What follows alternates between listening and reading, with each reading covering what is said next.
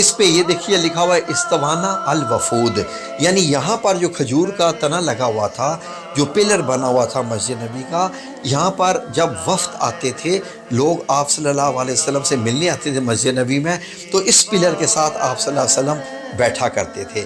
اور یہ جو درمیان والا آپ کو نظر آ رہا ہے، اس کو استوانا الحرس کہتے ہیں، یعنی حارس عربی میں چوکیداری کو بیسیکلی کہتے ہیں۔ یہاں پر آپ صلی اللہ علیہ وسلم صحابہ کرام کو بٹھایا کرتے تھے، جب کبھی کوئی خطرہ ہوتا تھا کہ کوئی آ کے آپ صلی اللہ علیہ وسلم پہ حملہ نہ کر دے۔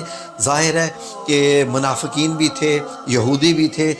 ناظرین، یہ جو استوانا الحارس ہے، اس پہ آپ صلی اللہ علیہ وسلم اکثر اوقات اس جگہ پر، کیونکہ یہاں سے دروازہ داخل ہوتا تھا حضرت عائشہ صدیقہ رضی اللہ عنہا کے حجرے میں، تو آپ صلی اللہ علیہ وسلم اکثر اوقات صحابہ کرام کو یہاں پر جو ہے وہ ارشاد فرماتے تھے کہ یہاں بیٹھ کے مطلب رکھوالی کی جائے، یعنی جیسے ایک حارس ہوتا ہے، چوکیدار ہوتا ہے، بیٹھ کے حفاظت کرے۔ تو مولا علی شیر خدا رضی اللہ تعالیٰ عنہ یہاں پر اکثر اوقات بیٹھا کرتے تھے، اور کبھی کبھی اور بھی جو دوسرے صحابہ کرام ہیں وہ بھی یہاں پر بیٹھتے تھے۔ آگے یہ دیکھیے استوانا السریر ہے، یہ جو آپ کو دائیں طرف پہلا نظر آ رہا ہے۔ سریر بیڈ کو کہتے ہیں، آرام کرنے کی جگہ کو کہتے ہیں۔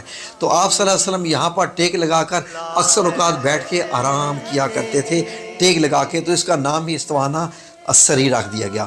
یہ جو ایک ناظرین استوانا ہے، استوانا الحرس کے سامنے استوانا التوبہ ہے۔ تو ناظرین، یہاں پر جو ایک صحابی جن کا میں آپ کو حضرت ابو لبابہ کے بارے میں بتا چکا ہوں، تو انہوں نے اپنے آپ کو اس کے ساتھ باندھ دیا تھا، اور ان کی پھر توبہ کا مسئلہ تھا، تو پھر توبہ ان کی قبول ہوئی تھی۔ اس لیے جو بھی بندہ یہاں پر بیٹھ کر اس استوانا کے ساتھ، اس پلر کے ساتھ اپنے گناہوں کی معافی مانگے گا، اللہ رب العزت ضرور ان کے گناہ کو معاف کر دیتا ہے اور قبول کر دیتا ہے۔ اور آگے ہے استوانا ہے اس کے ساتھ عائشہ رضی اللہ تعالیٰ عنہا۔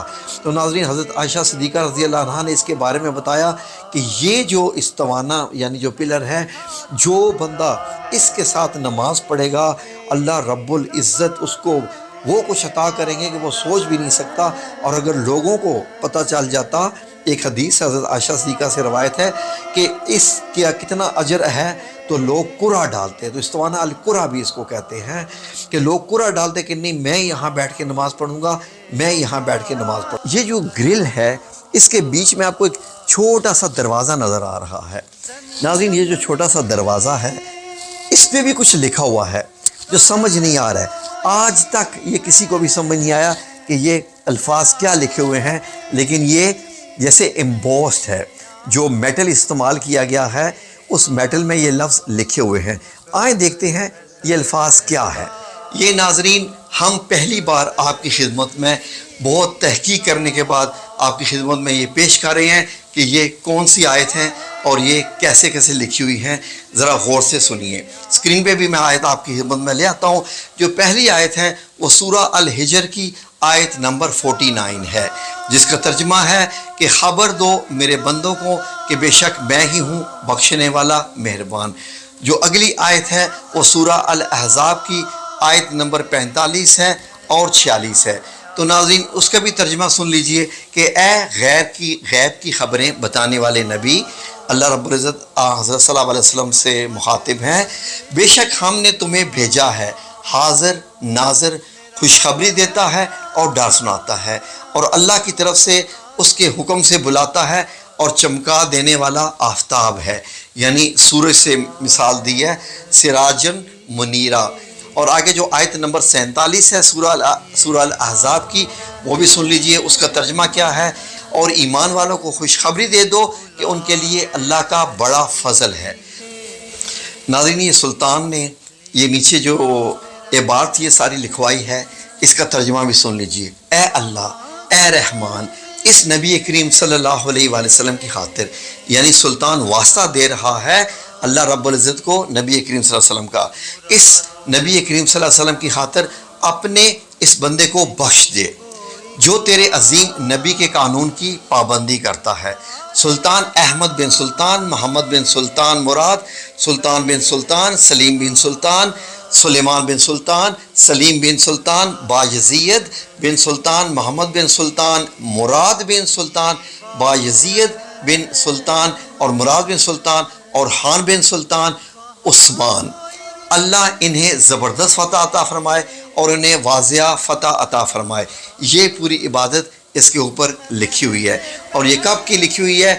سن 1026 ہجری کی۔